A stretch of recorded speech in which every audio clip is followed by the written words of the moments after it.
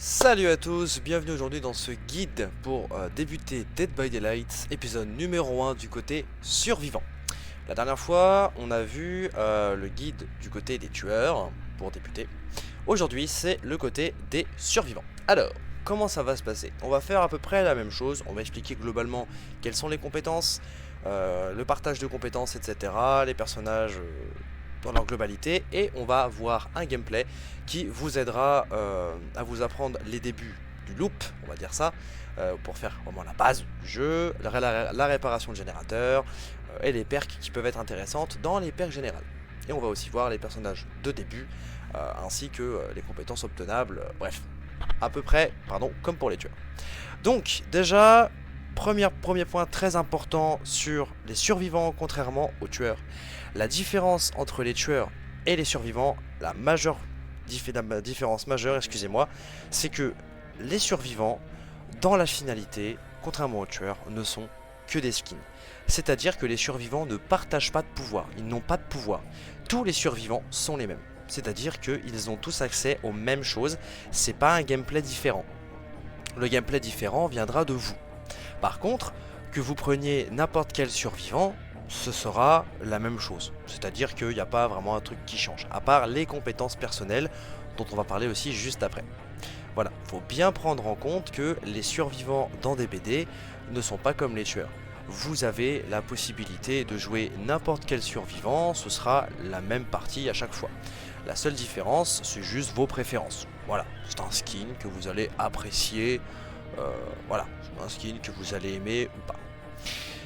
Donc, maintenant, la base du build du survivant. Qu'est-ce que c'est? Eh bien, quand on va dans équipement sur vos survivants, alors j'ai enlevé d'ailleurs l'overlay que moi j'avais mis pour personnaliser pour que vous puissiez avoir la même chose que moi et que vous puissiez voir. Eh bien, on a, à la place du pouvoir, contrairement aux tueurs, on a les objets. Les objets des survivants sont des items que vous pouvez vous servir pendant la partie. Ils ont diverses utilités, donc on va cliquer dessus. On a quoi comme objet? Donc on a des objets de diverses couleurs, hein, le code couleur aussi est important.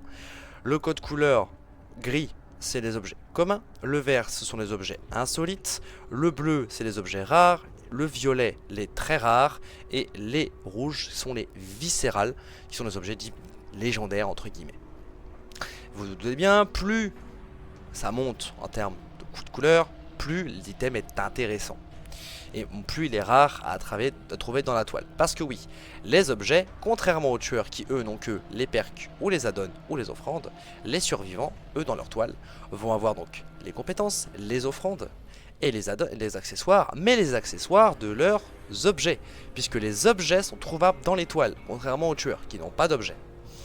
Donc, plus le code couleur est élevé, plus l'objet en question sera de rareté différente et donc rare à trouver dans la toile et aura des performances un petit peu meilleures, on va dire ça. Mais on va expliquer ce que sont les items en globalité. Donc des objets, on va en trouver divers. Donc là vous voyez sur ma Cheryl, je les ai tous, je les possède tous. On a donc des trousses de soins, des caisses à outils et des lampes de poche. On retrouvera aussi des cartes ainsi que des clés. On va commencer par les trousses de soins, la base. Les trousses de soins permettent de se soigner soi-même ou de soigner un allié plus rapidement. Et oui, les trousses de soins permettent de se soigner, seul, sans compétences et sans alliés. Les caisses à outils servent à deux choses. Soit à réparer plus vite les générateurs, soit à saboter les crochets. Saboter un crochet permet de faire tomber le crochet et donc empêche le tueur d'accrocher votre allié dessus. Mais c'est pas permanent, ça respawn. C'est-à-dire qu'au bout de 20 secondes, le crochet va revenir à son endroit initial. Les lampes de poche, elles, vont servir à aveugler le tueur. C'est-à-dire qu'il y a certains moments dans la partie où vous allez pouvoir utiliser votre flash pour flasher le tueur et donc l'aveugler complètement. C'est-à-dire que c'est un flash lumineux qui vient devant l'écran du joueur qui joue le tueur et il ne voit plus rien. Il est complètement aveuglé. Ça peut être utilisé quand il brise une palette, quand il passe une fenêtre, pour justement l'aveugler et le perdre un petit peu, pour gagner sa poursuite. Mais aussi, ça peut servir à faire ce qu'on appelle un flash save. Un sauvetage par la flash. C'est-à-dire que lorsque le tueur récupère un allié au sol, vous pouvez mettre la lampe de poche dans sa tête. D'ailleurs, la lampe de poche ne s'utilise que comme ça. Il faut viser évidemment... Oh, attendez. Il faut bien évidemment viser sa tronche. C'est une évidence, il faut le viser. Voilà. Eh bien, vous allez avoir à ce moment-là l'opportunité, quand il soulèvera un survivant, vous allez à ce compte-là avoir l'opportunité de flash le tueur. Et si vous allez jusqu'au flash, donc vous allez voir le faisceau va diminuer, et à un moment, pouf, ça fera un gros flash. À ce moment-là, le tueur lâchera votre allié. C'est ce qu'on appelle un flash save. C'est une technique très connue, évidemment, beaucoup de joueurs en jouent, notamment moi.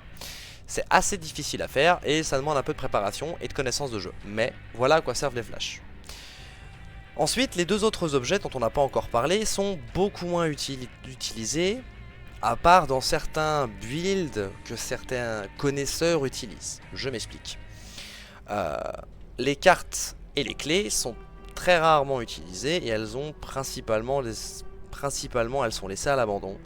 Mais elles peuvent avoir une utilité. Les cartes servent à voir tout ce qu'il y a sur la carte, c'est-à-dire sur la map. C'est-à-dire que vous pouvez voir générateur, totem, crochet, les alliés, l'aura du tueur, les portes de sortie, bref, tout ça. Les clés, elles, servent à faire à peu près la même chose, mais l'utilité première de la clé, c'est d'utiliser la trappe. Puisque, comme vous le savez peut-être, je ne sais pas si vous l'avez déjà vu en tant que débutant, mais quand vous êtes le dernier survivant, et que les portes ne sont pas ouvertes, même si elles le sont d'ailleurs, dès que vous êtes le dernier survivant, il y a une trappe qui, quelque part dans la carte, va s'ouvrir. Elle fait un bruit, elle émet un effet sonore qui est très reconnaissable, et elle permet aux derniers survivants de prendre la fuite sans avoir nécessairement à ouvrir les portes de sortie ou à terminer les générateurs. Et donc, le tueur peut fermer cette trappe s'il la trouve en premier. Mais grâce à la clé, vous pouvez réouvrir la trappe. Alors c'est très peu utilisé, et en général vous n'en verrez pas souvent. Voilà. Et les cartes c'est pareil, la plupart du temps c'est dans des builds totems, donc qui servent à casser les totems, qui peuvent donner des effets en fonction des compétences. Mais pour le moment, retenez simplement l'utilisation des trois objets principaux que vous verrez le plus souvent, la trousse de soins, la caisse à outils et la lampe torche. Donc qui permettent donc la trousse de se soigner tout seul ou de soigner un allié. La caisse à outils permet de soit réparer les générateurs plus rapidement, soit de saboter les crochets pour éviter un hook. Et les flashlights permettent soit d'aveugler le tueur pour permettre de gagner sa poursuite et le perdre, soit pour sauver un allié qui vient de se faire récupérer. Voilà. Ensuite, il va y avoir quelques petites différences en fonction des objets. Déjà, il faut savoir que chaque objet possède ses charges. Comme vous pouvez voir par exemple, la trousse de soins de camping ici présent possède 24 charges. La trousse ici ne possède 24 aussi. Toutes les trousses de soins possèdent les mêmes charges. Donc, mais tous les objets possèdent des charges. Les caisses à outils, c'est pareil. Cette caisse à outils là, la commune, possède 16 charges. Celle-ci va en posséder 20. Les charges sont c'est une unité en fait, puisque le jeu va considérer les actions comme des unités. Par exemple, réparer un générateur consomme des charges. En fait, un générateur, c'est 90 charges. Une charge égale à 1 seconde, donc un générateur équivaut à 90 secondes en réparation. Tout seul, mais si, on peut réparer un générateur tout seul. Et donc, chaque action va consommer des charges, donc un nombre va consommer des charges sur votre objet. Ça veut dire que vous ne pouvez pas garder votre objet toute la game. À un moment, il va s'épuiser. Et donc, chaque objet va avoir son nombre de charges. Par exemple, dans les très gros objets, on peut voir par exemple que cette caisse à outils très rare, violette, possède elle aussi que 16 charges. Celle-là en possède 18. Celle-là va en posséder 32. Donc c'est à dire que la bleue va posséder plus de charges que la violette. C'est bizarre, bah ouais, code couleur machin, c'est pas la même, c'est assez étrange. Oui mais non, parce qu'il faut regarder ce que font les objets, puisqu'en fait, les objets ne sont pas les mêmes, c'est pour ça qu'ils portent des noms. C'est surtout les caisses à outils. Dans les caisses à outils, on en a deux. Des caisses à outils classiques, donc la grise et la verte qui servent à faire les deux actions, réparer ou saboter. Et ensuite, on a des caisses à outils qui soit sont spécialisés dans le sabotage, soit dans la réparation. Par exemple, la boîte à outils de technicien possède certes que 16 charges, mais vous voyez qu'augmente la vitesse de réparation de 100%, alors que la vitesse de sabotage n'est que de 10%. Alors que la boîte à outils d'Alex possède 2 charges de plus, mais par contre, c'est une boîte à outils qu'on appelle de sabotage, puisqu'elle augmente la vitesse de sabotage de 100%. Et c'est pour ça qu'elle a 18 charges, puisque saboter un crochet, comme c'est marqué, nécessite 6 charges. Ce qui veut dire que vous pouvez saboter 3 crochets grâce à cette boîte à outils. Et par exemple, si cette boîte à outils là, la boîte à outils spacieuse, possède 32 charges, c'est parce qu'elle est aussi utile pour réparer que pour saboter. Elle fait les deux. Voilà, tout simplement. Et celle-ci, la boîte à outils de mécanicien, possède quant à elle que 16 charges parce qu'elle permet de réparer les générateurs plus vite. Donc voilà, il y a deux caisses à outils différentes, les caisses à outils pour la réparation, les caisses à outils pour le sabotage. Au niveau des lampes torches, puisque après les trousses de soins, la seule différence va être ça va pas être les charges, puisqu'elles ont toutes 24 charges, ça va être la rapidité de soin. Voilà, ça va être la rapidité à laquelle vous allez vous soigner, tout simplement. Voilà. Par contre, en ce qui concerne les torches, là il va y avoir quelques petites différences. Les torches, il y en a 3. Il y a la verte, la bleue et la violette. La verte, tout simplement, la classique, c'est une lampe torche qui possède 8 secondes d'utilisation. Point. Donc au bout de 8 secondes de flash, à pile. La lampe torche de sport, elle, va être, d'ailleurs, généralement, moi c'est ma préférée personnellement, puisqu'elle n'a que aussi 8 secondes d'utilisation, donc autant que la verte, mais la consommation est réduite de 11%, ça veut dire qu'elle dure quand même plus de 8 secondes. Et ensuite, la précision du faisceau, donc de la flashlight, augmente de 20% de base. Donc elle a une précision améliorée et une consommation réduite. Et ensuite, on a la lampe de poche utilitaire, qui, elle, possède 12 secondes d'utilisation, qui augmente l'éclat du faisceau et la durée d'aveuglement. Alors l'éclat du faisceau, c'est la brillance du faisceau, ça veut dire que plus l'éclat du faisceau est grand, plus la flash arrivera vite. Parce qu'en fait, il y a un certain temps, je vous ai dit, quand vous flashez un tueur, le faisceau réduit et pouf, la flash arrive. Vous restez un certain temps. Et bien plus l'éclat du faisceau est grand, donc plus c'est augmenté, plus la flash arrive vite. Et ensuite, l'effet de la durée d'aveuglement est augmenté, c'est-à-dire qu'il sera flash plus longtemps. Sauf que, malus, cette lampe torche a une précision réduite de 20%, tout simplement. Donc après, à vous de faire votre petite popote sur ce que vous préférez en fonction des accessoires qu'on va parler tout de suite. Par exemple, justement, sur les lampes de poche, des accessoires, vous possédez tout ceci, qui sont soit des augmentations de faisceau, d'aveuglement, de portée de faisceau, donc comme les lentilles par exemple, donc vous voyez lentille focale, la lentille haut de gamme en saphir, la lentille large, ou la lampe halogène intense, ou l'ampoule bizarre. Mais vous avez aussi les piles, donc vous avez des piles bleues, des piles vertes, que j'ai ici, j'en ai plus, mais des piles vertes, et des piles communes, qui permettent d'augmenter, de prolonger la durée d'utilisation de la flash, et vous avez derrière les poignées qui permettent d'augmenter la précision de votre lampe de poche. Voilà. Et vous avez aussi le filament bas ampérage qui réduit de 24% la consommation de votre flash. Donc ensuite, en fonction de ces add-ons là et de votre flash, à vous de faire ce que vous voulez. Par exemple, la lampe torche de sport possède une consommation réduite, une précision améliorée. Donc vous pouvez très largement vous contenter de mettre une pile et une lampe halogène, par exemple, ou une lentille en saphir. Pourquoi? Parce que comme vous avez une précision améliorée et une réduction et une consommation réduite, la pile ici me permet d'avoir 6 secondes de plus, donc plus les 8 ici, on a 14 secondes d'utilisation. Avec les 11%, on est quasiment à 16 secondes d'utilisation. Donc c'est une flash qui va durer très longtemps. Mais en plus, elle a de la précision en plus. Donc pas besoin d'en rajouter, pas besoin de poignée. Donc qu'est-ce qu'on met en deuxième? On a déjà 14 secondes, quasiment 16 secondes d'utilisation. C'est quand même beaucoup. Donc pas besoin de mettre de piles. Donc on peut mettre une augmentation du faisceau pour flasher plus rapidement le tueur et le flasher plus longtemps.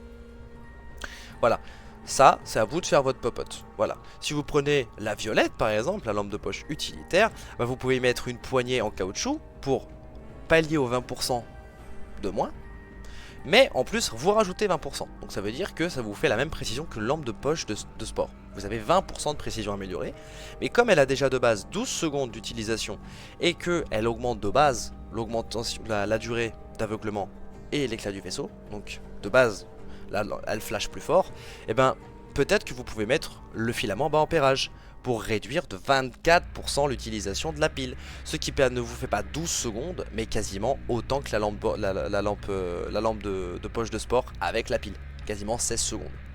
Donc vous voyez, c'est à vous de faire votre popote. Ensuite, en ce qui concerne les autres objets, par exemple les trousses de soins, vous allez retrouver globalement augmentation de charge, donc pour avoir plus de charge dans vos items. Donc bah, augmenter le nombre de charges. Par exemple, le pansement hydrogel augmente 16 charges, puis les bandes de gaz donnent 10 charges, voilà. Vous allez aussi avoir par exemple de quoi augmenter la vitesse de soin, par exemple le sparadrap qui fait les deux, qui augmente les charges et la vitesse de soin, le pansement abdominal qui augmente la vitesse de soin de 15%, mais vous allez aussi retrouver par exemple les sutures. Donc par exemple, fil et aiguille et sutures chirurgicales, en fait, vous permettent d'augmenter la rapidité de votre soin quand vous faites un test d'habilité excellent en vous soignant. Voilà.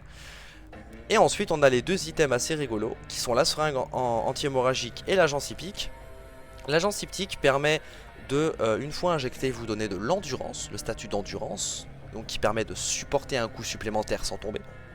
Et la seringue anti-hémorragique, qui une fois injecté dans quelqu'un, lui permet qu'au bout de 16 secondes, il récupère un état de santé complet. En fait, ça permet de le soigner un petit peu après. Sur le moment, par exemple, vous êtes en train de soigner votre allié, vous voyez que le tueur il débarque, bon, vous n'avez pas le temps de le soigner, il est P2, faut pas qu'il meure, la seringue, et il part. Comme ça, au moins, au bout de 16 secondes, il aura récupéré son état. Par contre, ces deux objets consomment la trousse, c'est-à-dire que la trousse, vous la perdez. D'ailleurs, à savoir, vous ne perdez pas vos objets si vous utilisez les charges. Si votre objet est vide à la fin de la partie mais que vous sortez, vous ne perdez pas les charges. Enfin, vous ne perdez pas l'objet. Vous ne perdez votre objet que dans deux possibilités. Soit vous le laissez poser, donc soit vous l'abandonnez sur la map et vous partez sans, soit vous mourrez. Si vous partez avec mais qu'il est vide, vous le gardez quand même. Par contre, les accessoires, eux, ils se consomment à chaque partie. Que vous gagnez, que vous perdiez, que vous mourrez, vous ne mouriez pas, que vous sortiez pas, peu importe, les objets seront perdus à la fin de la game. Les accessoires, pas les objets. Et ensuite, on va avoir donc les caisses à outils qui sont à peu près globalement pareilles. Donc on a de l'augmentation par exemple de charge, voilà, donc augmente le nombre de charges. On va avoir de la vitesse de réparation de générateur augmentée. On va avoir de la vitesse de sabotage augmentée, évidemment, vu qu'elles permettent soit de réparer, soit de saboter. Et enfin on va avoir l'item un peu comme la seringue, donc l'accessoire, la pièce flambant neuve, qui qui place donc la pièce directement dans le générateur. Ça veut dire que quand vous commencez votre générateur avec votre caisse, vous avez un petit QTE qui apparaît. Si vous le réussissez, la pièce est installée dans le générateur. Et en gros, ça réduit de 10 charges le nombre de charges nécessaires pour la réparation du gène. Donc ça permet de réduire le temps de réparation du générateur de manière colossale. Et vous gardez en plus de ça votre trousse. Là, dans ce cas-là, c'est l'item qui est consommé, pas la trousse, enfin pas la caisse. Donc voilà pour les objets. Après, à vous de voir avec quoi vous voulez jouer.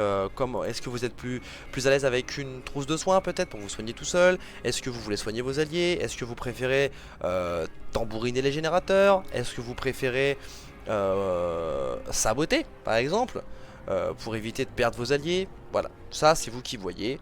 Mais voilà, en gros les objets servent à ça. On a donc pour se soigner soi-même ou les autres joueurs, pour réparer les générateurs plus vite ou saboter les crochets, et on a aussi les flashs pour soit sauver les alliés, soit se sauver soi-même pour gagner une fuite en ayant flash le tueur.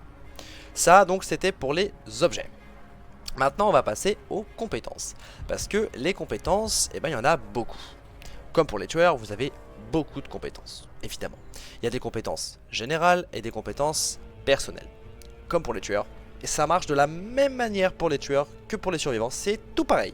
C'est-à-dire que les survivants, eux, sont pareils que les tueurs. Vous avez des compétences générales que tous les survivants peuvent retrouver dans la toile, et ils ont eux aussi 3 compétences personnelles partageables avec les prestiges. Comme pour les tueurs, quand vous passez par exemple moi Cheryl qui est prestige 4, je partage ces 3 compétences personnelles à tous les autres survivants actuels et futurs au niveau 3. Voilà, ça marche comme pour les tueurs. Mais donc on a quoi dans les perks générales? Parce que dans les compétences générales, bon, celle-là n'en est pas une, je sais pas ce qu'elle fait là, mais elle est là. Ça c'est une compétence de Renato, qui est d'ailleurs une des compétences pour Flash Shave, d'ailleurs, mais bon, ça on s'en fout un peu. Voilà les compétences de base, donc on en a beaucoup moins que pour les tueurs. Par contre, il y a beaucoup moins de compétences de base pour les survivants que pour les tueurs. Mais pour les tueurs, actuellement, c'est surtout qu'ils viennent d'ajouter 3 compétences générales, parce qu'ils ont généralisé les 3 compétences du Cénobite qui est parti. Donc c'est pour ça. On va donc retrouver un peu de tout et un peu de rien, comme pour les tueurs, des compétences utiles, des compétences pas utiles. Et donc du coup, on va voir ici quelles sont les meilleures perks et associations de perks pour gagner une game ou pour faciliter sa game. Pour vous prouver aussi qu'on peut avoir, jouer avec des perks générales sans trop peiner. Donc, comment on fait ça? Et bah, ça va être très simple. Alors, attendez 2 petites secondes, je vais juste monter un petit peu le sound. Voilà, ça va être très simple. J'ai peut-être monté un peu trop le son. My bad. Ça va être très simple. Donc, on a ce n'est pas en train d'arriver qui permet d'augmenter en gros la taille des QTE pour pas les rater. Bon, c'est pas hyper fort, ça sert pas à grand chose les QTE, mais si vous galérez vraiment sur les QTE, ça peut vous aider. Vous allez avoir déjà vu compétence utilisée tout le temps et par tout le monde, même par les très grands joueurs parce qu'elle est ultra forte. Elle vous permet de voir 3 auras de générateurs. Donc elle vous permet de révéler l'aura de 3 générateurs quelque part sur la carte. Et en plus, quand vous réparez un de ces générateurs qui vous est révélé, vous gagnez 6% de bonus à la réparation. Ça permet 2 choses. Ça permet déjà du coup de voir les générateurs, ce qui est pas rien. Mais ça permet surtout d'avoir un bonus de vitesse de réparation, ce qui est énorme. C'est super fort. Donc ça vous permet à vous de voir où sont les générateurs et de faire les bons générateurs, puisqu'on verra après pour éviter un trigène. Donc ça, on en a vite fait parler du trigène, on en reparlera beaucoup plus dans les épisodes 2 pour les tueurs et pour les surves. Mais voilà, donc cette compétence est très très forte, vraiment. En plus, la plupart du temps, les débutants l'utilisent aussi parce que vous êtes perdu sur les cartes, vous les connaissez pas, et ça vous peine à trouver un gène. Ça vous permet de retrouver un générateur très vite. Ensuite, espoir. Très très forte aussi, très très grosse compétence qu'on utilise aussi à très haut niveau, même si elle est générale, qui permet de vous donner 7% de rapidité, donc vous courez 7% plus vite, à l'alimentation des portes de sortie. Dès que les 5 générateurs sont terminés, et ben, vous gagnez 7% de rapidité durant le rush final. Voilà. Jusqu'à la fin, jusqu'à ce que vous sortiez, vous avez 7% de rapidité. C'est assez fort. On a ensuite Frisson, une compétence qui est pas folle. Vraiment, c'est pas ouf. En gros, vous avez une notification sonore quand vous êtes quand le tueur vous regarde, en fait. Quand le tueur vous regarde jusqu'à 36 mètres, vous avez une notification sonore pour vous dire que vous êtes dans son champ de vision. Et à ce moment-là, vous avez une augmentation de vitesse pour toutes les actions. Réparation, soins, sabotage, ouverture de porte, ouverture de caisse, peu importe. C'est pas fou. Franchement, c'est pas fou parce qu'il faut que le tueur vous regarde vous. Et en plus, qu'il n'y ait rien dans le champ de vision qui le bloque. Donc c'est vraiment pas utile, franchement. Et en plus, il faut qu'il maintienne le regard sur vous. Franchement, c'est pas super utile. Instinct de pillard, que pas forcément utile, mais qui peut être utile accompagné d'autres compétences dans des builds. Mais ça, pour les débutants, on s'en fout un peu. Puisque vous connaissez pas toutes les compétences, ni tous les builds. On s'attaque vraiment ici aux builds de base. Donc Instinct de pillard permet de révéler l'aura de tous les coffres de la map et ça augmente de 50% la chance de trouver un objet de rareté supérieur. Voilà, ça permet de fouiller les coffres de la map plus facilement et de trouver des objets rares plus facilement. C'est pas hyper utile, mais au début de partie, au début du jeu, pourquoi pas. Admettons, vous commencez votre partie avec une trousse de soins, vous vous soignez une fois, vous soignez un pote avec plus de trousse de soins, et bah vous pouvez fouiller une caisse pour trouver une autre trousse de soins. Voilà, par exemple, c'est assez utile, mais bon, c'est pas une compétence que je mettrai à chaque fois. Est-ce qu'on en a des mieux? Comme celle-là, nous y arriverons, qui est une compétence qui est géniale. Ça paraît pas, mais c'est une compétence très très forte, puisqu'elle permet qu'après avoir décroché un survivant, vous gagnez 100% d'augmentation à la vitesse de soin pendant 90 secondes. Et pas que sur le mec qui a été décroché. Dès que vous décrochez un allié, pendant la minute 30 qui suit, tous vos soins sont augmentés de 100%. Et ça, c'est super fort, parce que ça marche aussi bien sur les personnes en état critique que sur les personnes simplement blessées.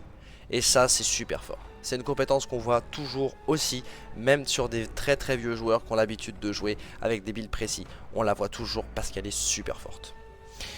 On abandonne personne. C'est à peu près la même chose que nous y arriverons, sauf que cette compétence se déclenche une fois que les portes de sortie sont alimentées. Donc dès que les portes de sortie sont alimentées, vous avez 100% de bonus d'action en soignant les alliés et en les décrochant. Vous gagnez aussi, quand vous décrochez un survivant, il gagne aussi 10% de rapidité en plus, puisque vous devez savoir, je pense, que quand vous vous êtes décroché, donc quand vous vous faites enlever du crochet, vous gagnez endurance et rapidité pendant 10 secondes. Donc c'est 10% de rapidité et de l'endurance pendant 10 secondes. Donc cette rapidité est augmentée à 20% pendant 10 secondes. Et ensuite vous voyez l'aura de tous les survivants tant qu'ils ne sont pas sortis. Ça peut être utile, mais moi cette compétence je la trouve assez chiante parce qu'au début, disons que pour les débutants c'est pas... Bon, elle peut avoir son utilité, je dis pas le contraire, mais pour les débutants je la conseillerais pas. Parenté, qui est une compétence qui paraît pas mais qui est super forte. En gros, parenté, ça vous permet que quand vous êtes accroché, l'aura de tous les autres survivants sont révélés aux autres survivants, donc tout le monde se voit à travers la map. Et en plus, si le tueur se trouve dans les 16 mètres autour de vous, son aura est révélée à tous les survivants. C'est assez pratique, ça permet de voir, que tout le monde se voit. En fait, grâce à cette compétence, dès que quelqu'un est accroché, tout le monde se voit, même le tueur. Et si c'est pas vous qui êtes accroché, et ben ça marche pareil en fait, que ce soit vous ou pas vous. Dès que quelqu'un est accroché, vous voyez, tous les survivants se voient, et en plus, l'aura du tueur va être révélée. Donc c'est assez pratique et assez fort surtout. Ça permet vraiment de savoir ce que fout le tueur après le hook. Est-ce qu'il va sur un gène? Est-ce qu'il backsave? Est-ce qu'il campe? Voilà. Petit gibier. Nul, franchement c'est vraiment pas une compétence qui est très intéressant. C'est une perk pour les totems. En gros, ça vous voit une notification sonore quand vous regardez dans la direction d'un totem. Ça vous dit où est le totem. Et à chaque fois que vous ensorcelez un totem, vous gagnez un jeton. Chaque jeton vous permet d'augmenter la détection. Mais ça franchement, nul. Ça sert vraiment pas à grand chose. Poids plume peut être intéressant au début, surtout si vous êtes débutant. Parce que les tueurs seront débutants aussi. Ce qui veut dire qu'ils vont pas forcément réussir à vous suivre. Et poids plume permet de rendre vos traces très dures à suivre. Et les empreintes restent visibles 5 secondes de moins. Ça veut dire que les traces que vous faites en courant, elles durent moins longtemps. 5 secondes, c'est énorme, elles ne durent que 8 secondes les traces. C'est-à-dire qu'elles durent que 3 secondes. Et en plus de ça, elles sont hyper espacées. Elles sont très dures à suivre. Donc ça peut être pratique pour perdre le tueur. Surtout pour les tueurs débutants, c'est hyper fort. Prémonition, pareil. Voilà, ça vous dit juste que le tueur arrive.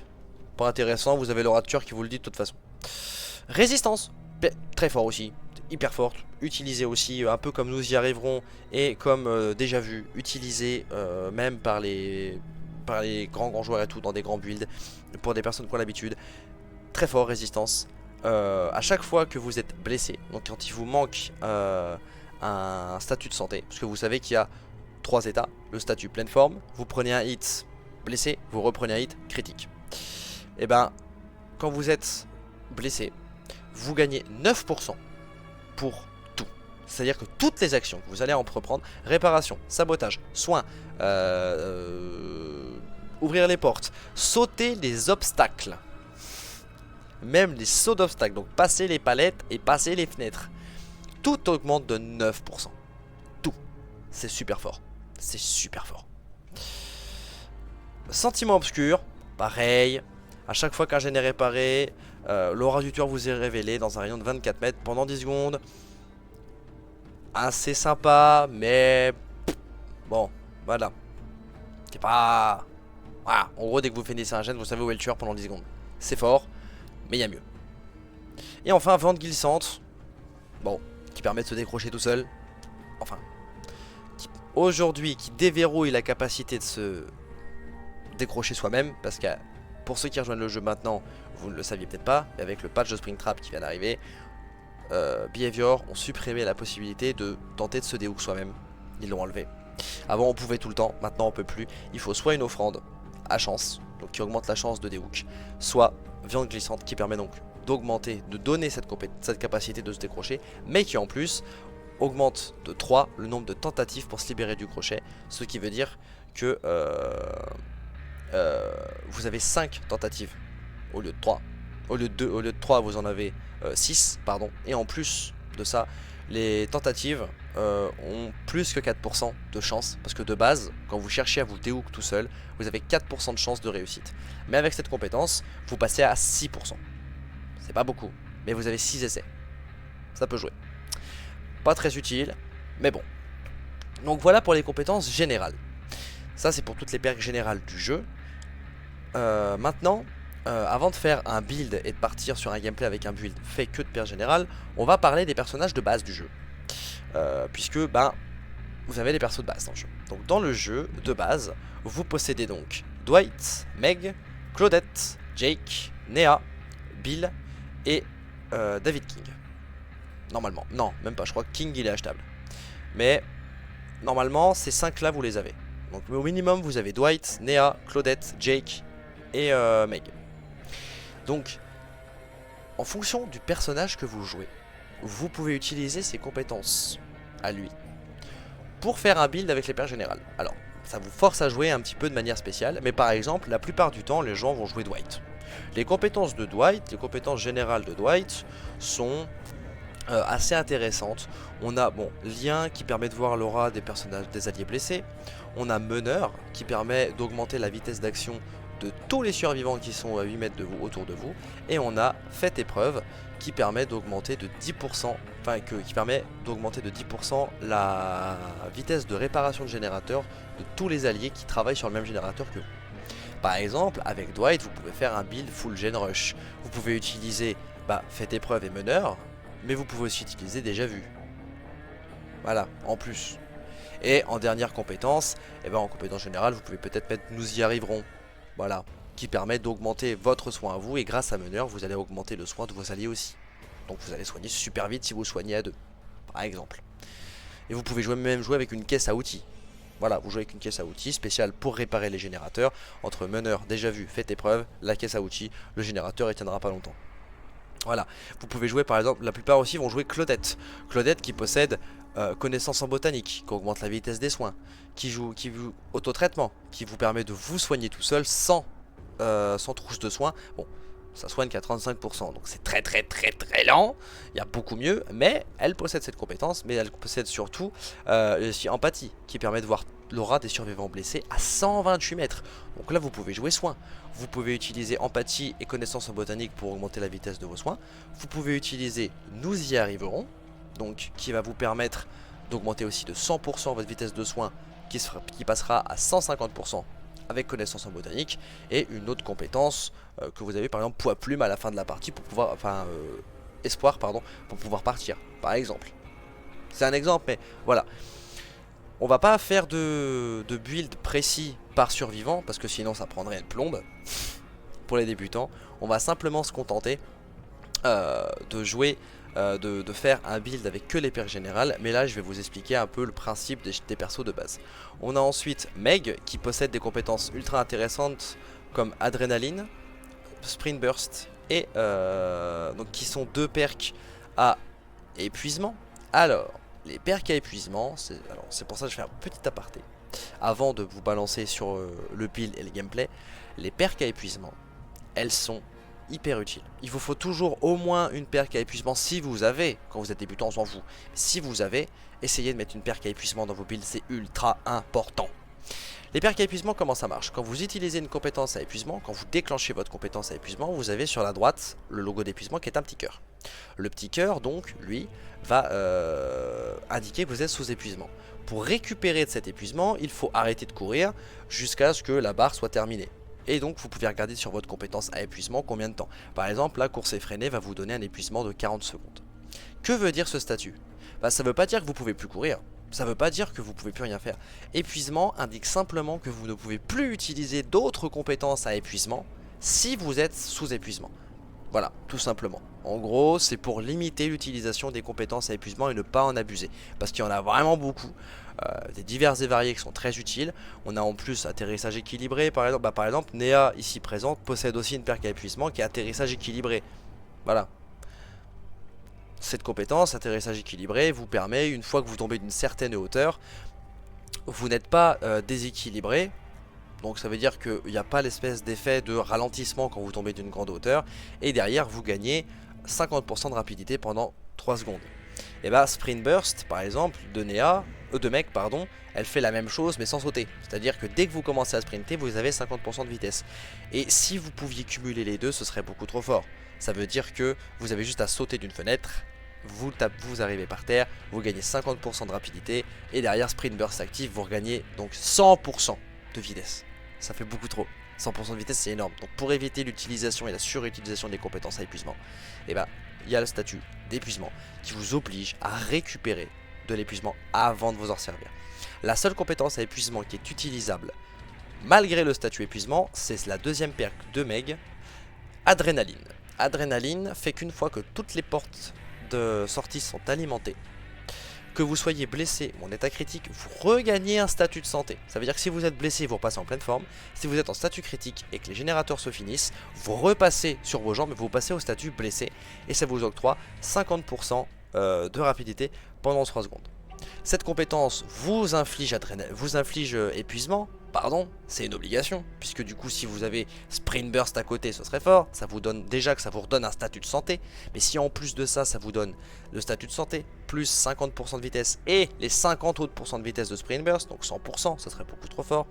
Donc Adrénaline certes ignore l'épuisement, ça veut dire que par contre, vous venez d'utiliser votre Sprint Burst, vous tombez au sol, les générateurs s'activent, vous êtes sous épuisement, et bien malgré ça, vous allez quand même avoir Adrénaline qui va s'activer. Donc vous allez quand même récupérer votre état de santé et vous allez quand même gagner les 50% de rapidité. Mais par contre, ça vous redonne l'épuisement. Donc Adrénaline ignore l'épuisement, mais le provoque. Voilà. Petit aparté donc sur les compétences à épuisement. Lisez bien la compétence sur le nombre de secondes que ça dure. Ça dure entre 20 et 40 secondes, en fonction de la perk. Donc voilà, je me suis juste étendu un petit peu là-dessus. Mais voilà, je vais pas trop rentrer dans le détail, mais essayez de garder ça dans un coin de votre tête, les compétences à épuisement. Faut pas vous mélanger les pinceaux. Voilà, c'est pas vous pouvez plus rien faire tout ça, c'est vraiment juste pour les compétences. Faut voir le statut épuisement comme simplement un nerf, si vous préférez, de l'abus de certaines compétences. Tout simplement, c'est pour éviter d'abuser de certaines compétences ensemble. Tout simplement, c'est une protection. Donc voilà pour ce qui est des compétences de Meg. On a ensuite les compétences de Nea et de Jake qui sont elles aussi assez intéressantes, mais on va pas s'attarder là-dessus, sinon j'en ai pour 3 heures de vidéo. Tout simplement, retenez que en fonction avec les perks générales et la perk de votre survivant, de vos survivants, pardon, les 3 perks, vous pouvez faire un build assez rigolo qui peut être intéressant. Par exemple, je vous dis, si vous prenez Dwight en premier, vous pouvez faire un build full gen rush, hein, rien à foutre. Avec meneur, faites épreuve, parfait, vous pouvez faire un truc full gen rush. Donc, maintenant que ça c'est fait, maintenant que ça c'est fait, on va repasser donc sur mon main à moi, qui est Cheryl. Bon, avant c'était le Ristrode, j'ai changé, mais voilà. Donc, on va repasser sur Cheryl et on va se faire un build full perk général. Comment on fait? Qu'est-ce que on met? Voilà, on a que les perks générales, on sait pas quoi faire, on sait pas comment on joue au jeu. Enfin voilà, vous êtes sur votre peut-être 4e ou 5e partie, vous savez pas trop quoi faire, vous mettez des trucs un peu au pif parce que vous savez pas. Et là par exemple, on va d'ores et déjà mettre résistance. Vous allez forcément prendre des coups. Prendre des coups, c'est pas si mauvais dans le jeu, surtout si vous avez résistance, puisque du coup ça va vous permettre d'augmenter même votre vitesse de saut à travers les fenêtres et les palettes. Donc c'est assez intéressant. Et puis surtout que vous n'allez pas forcément être soigné tout de suite. Donc quitte à rester blessé à un moment, autant avoir un petit intérêt. On va ensuite mettre en deuxième, et ben pour combler avec résistance, on va mettre déjà vu. Puisque du coup, ça me donne de base, j'ai 6% de vitesse à la réparation. Si en plus je suis blessé, j'ai 9%, ce qui va me faire 15% de vitesse de réparation. C'est tout bénef, franchement. Donc on peut mettre ces deux perks là, qui sont intéressantes dans les deux cas. Ça vous permet d'avoir de la vitesse sur les générateurs, de voir les générateurs. Ça vous permet aussi de, si vous êtes blessé, pouvoir réussir à gagner un peu plus vite votre chase. Maintenant, une fois que ça c'est fait, quitte à avoir résistance, autant mettre nous y arriverons. Puisque nous y arriverons va, comme je l'ai dit, augmenter votre vitesse de soin de 100%. Mais si vous êtes blessé, vous avez 9% supplémentaire. Et oui, donc vous avez 109% de vitesse de soin pendant 1 minute 30 après avoir des hooks. Assez intéressant. Et enfin, dernière compétence, qu'est-ce qu'on met? Et ben, là on a à peu près tout pour faire du bon gen rush, pour soigner les coéquipiers. Maintenant il faudrait un truc pour éviter de se faire buter. Et ben on peut mettre par exemple poids plume. Poids plume qui va, comme je l'ai dit, vous permettre emmerder le tueur qui verra quasiment plus vos traces d'éraflure et qui va vraiment l'emmerder parce que s'il vous suit de loin, il va pas réussir à vous suivre, il va peut-être vous perdre. Assez intéressant. Donc un build comme ça peut fonctionner. Mais on peut changer. Par exemple, vous voulez jouer sur du late game, et ben vous enlevez Nous y arriverons et vous mettez espoir, et vous enlevez poids plume et vous mettez on abandonne personne. Eh oui, qui combine les deux. Espoir s'active en fin de game quand les générateurs sont activés, donc vous avez 7% de rapidité. Et en plus, on abandonne personne va vous aussi, une fois en endgame, vous avez vos 7% de rapidité grâce à espoir, et vous pouvez aller vous décrocher bien plus rapidement votre allié, donc vous allez le décrocher 100% plus vite. En plus vous allez plus vite, lui va aussi courir plus vite et vous allez le soigner 100% plus vite.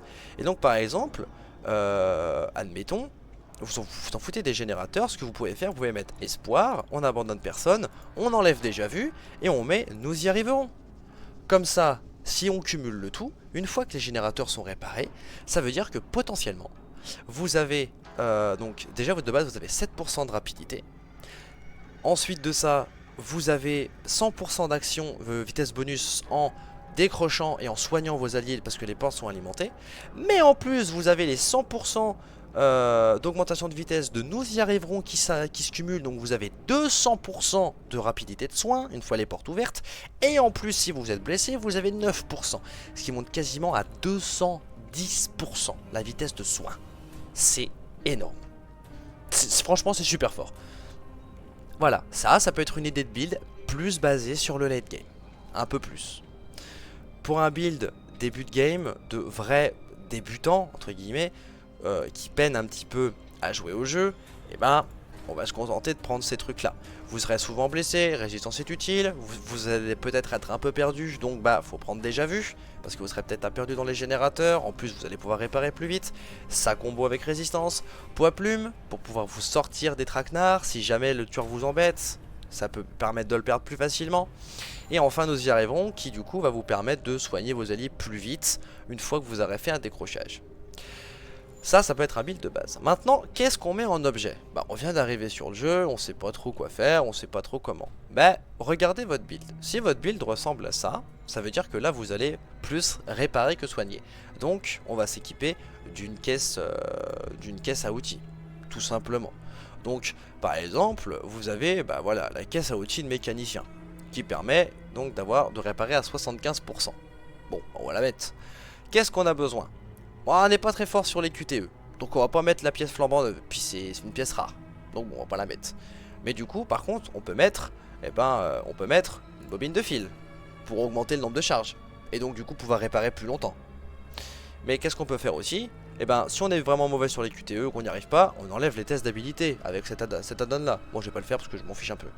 Mais par contre, est-ce qu'on utilise, augmentation de la vitesse de la réparation de la boîte à outils? Elle est déjà à 75%, plus 30%, ça fait 105%. Donc elle va réparer à 105%, et en plus, elle a 12 charges de plus. Comme de base, elle en a déjà 16, ça fait qu'elle va être à 28 charges. Et il faut 90 charges, donc 30 charges. Ça veut dire que, à peu près 30 charges, ce qui veut dire que vous allez littéralement faire un tiers du générateur juste avec votre caisse à outils. Rajoutez à ça que si c'est un générateur déjà vu, donc que vous révélez, et que vous êtes blessé, vous avez 15% de vitesse en plus. Ce qui veut dire que vous réparez non pas à 105%, mais vous réparez à 120%. Il y a la vitesse à prendre en compte. Eh bah oui. Donc voilà. Donc c'est comme ça que vous pouvez faire. Par exemple, sur l'autre build juste avant, donc sur du endgame, là où on avait vu, avec on n'abandonne personne, tout ça, et ben là on pourrait peut-être partir plus sur une trousse de soins, pour permettre de... Voilà, une trousse de soins. On sait jamais, ça peut être pratique. Vu que vos perks ne se déclenchent qu'en fin de partie, pouvoir se soigner tout seul, c'est pratique. Donc voilà, surtout en plus si vous avez résistance et que vous êtes blessé en fin de game, vous pouvez vous mettre dans un petit coin, vous vous soignez facilement, voilà, vous soignez rapidement, hop hop hop, et là vous allez déclencher, nous y arriverons et on n'abandonne personne. En plus d'avoir poids plume, espoir. Donc voilà, ça c'est une idée de build. Donc on se retrouve tout de suite pour pour faire le gameplay, donc avec ce build là même, donc on va partir sur ce build là, on se retrouve tout de suite pour le gameplay, et je précise qu'on parlera des offrandes dans l'épisode d'après. Voilà, on en parlera juste après. Donc là on va se retrouver tout de suite pour un gameplay Dead by Daylight en survivant avec des compétences générales full. A tout de suite. Donc voilà, on est parti. Donc alors du coup, j'ai changé de survivant, j'ai pris mon main quand même. Bon, là du coup on sait qu'on est contre le dragage. Donc voilà, début de game. Alors, ce sera pas des games aussi tendus hein, sur lesquels vous allez tomber. Moi j'ai un MMR assez élevé, mais voilà. Donc là on voit notre générateur déjà vu. On a déjà vu plus la caisse, on y va. Hop, on n'hésite pas. On a un générateur devant nous qui proc déjà vu. Donc là on est contre le dragage. Donc déjà, on ferme les verrous pour éviter, parce que si vous ne le savez pas, le dragage passe évidemment par les casiers. Donc on fait péter l'entièreté de notre caisse là-dessus. Comme on a déjà vu, vous voyez, on a un bonus de vitesse. On sait que là, c'est la Feng qui est en chase. Voilà. Donc là, la Feng est en chase. Tant qu'elle est en chase, vu qu'on le voit à gauche, on voit les petites papates qui font ça. Et ben ça veut dire que on peut tranquillement faire notre gène. On sait que là, le tueur est après elle, donc on est tranquille. Donc là, on est deux sur le gène, plus mon déjà vu. Donc on repart très très vite. Là, Michaela a mis ce qu'on appelle un boon totem. Donc ça, on verra ça dans la partie 2, ce que c'est les totems. Voilà, donc là, on voit que la Feng, elle est tombée. Bon, c'est con, elle a pas réussi à tenir très longtemps, mais c'est pas grave, elle est tombée, pas de problème. Nous, avec la Michaela, on a fini le générateur. Voilà, donc là, le gène est terminé. Donc là, vous voyez, comme le gène est terminé ici, ça m'en a révélé d'autres grâce à déjà vu. Hop. Donc là, on sait que là, le dragage est à côté, il vient d'accrocher. Donc qu'est-ce qu'on fait? Eh ben, on s'éloigne, on s'éloigne, on s'éloigne. On évite de prendre l'aggro du monsieur. On évite de se faire voir. Donc là évidemment on se met à crier parce qu'il a une compétence qui nous permet, on voit en bas, on a vu en bas à gauche qu'il y a une compétence qui nous est criée, il a vu notre ordre, donc là du coup il va être après nous. Donc là on va arriver en chase. Donc qu'est-ce qu'on fait? Là on voit un spot palette. Donc là on va tourner, on voit qu'il tourne, voilà, on prend le 8, c'est pas grave, on a résistance. Donc comme on a résistance, on essaie de prendre le tueur pour un jambon, voilà, on drop palette pour être safe. Et voilà, là on tourne autour, puisque là le tueur va être obligé de péter la palette. Comme on a résistance, on passe beaucoup plus vite. Donc là la palette a été pétée parce qu'il a une perk. Et là on va tomber malheureusement. Là on est obligé de tomber. La palette il l'a pétée grâce à sa compétence qui s'appelle dissolution. Donc c'est une compétence de tueur qui permet de faire casser les palettes après qu'un survivant qui ait pris un coup passe par dessus. Donc ça je pouvais pas le savoir à l'avance qu'il avait dissolution malheureusement. Donc là malheureusement, même si j'ai commencé à gagner le début de ma chase et que je l'ai bien loop, malheureusement, sa compétence fait que du coup, il a pu me rattraper. Donc là, c'est pas grave, tant pis. Ah, bah on a un allié qui a déco. Bon, les aléas du jeu. On a un allié qui a déco. Mais bon, malheureusement. Donc là, la Michaela vient de se faire buter, évidemment. Donc là, malheureusement, la seule chose qu'on ait à faire, c'est d'attendre. On ne peut que attendre qu'un allié viennent nous aider. Donc là on voit que la Feng vient nous aider.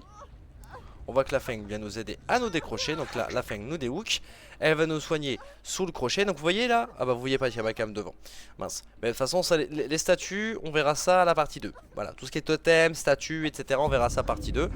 Donc là, bon ça c'est le pouvoir du tueur hein, la nuit hein. Tous les tueurs ne l'ont pas heureusement. Donc encore une fois, donc là merci la Feng. Donc là il faut aller absolument décrocher notre pote. Pourquoi? Nous y arriverons. Nous y arriverons, nous permet d'avoir 100% de vitesse de soin. Et là on sait que la Ada est en train de chase. Donc on sait qu'on peut la décrocher et la soigner. Vu qu'on a nous y arriverons et on est deux. Là on peut la décrocher tranquillement. On peut prendre notre temps. On sait que là la Ada est en chase. On entend le générateur ici. Donc qu'est-ce qu'on fait? On est 3. C'est un gène à 3. On le reprend. C'est pas un gène déjà vu. Mais c'est pas grave. Le tueur est pas là.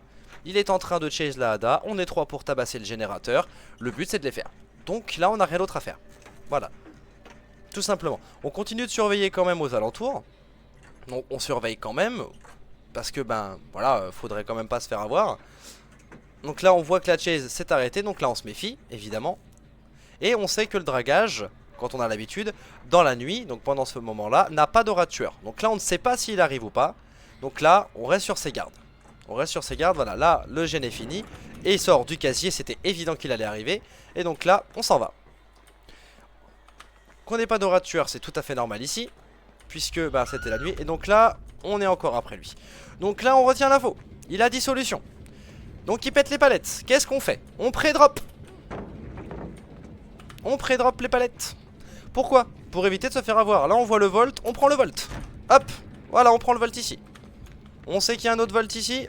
Oh non, il n'y en a pas. La map vient de m'avoir. Donc là on tourne pour essayer d'éviter le M1. On reprend le volt. Hop. Et il rate encore son coup. Voilà. Faut comme ça qu'il faut réfléchir. Là il va continuer. Qu'est-ce qu'on a ici? Ici on n'a rien, on va sûrement prendre un M1. Ici le M1 on va le prendre.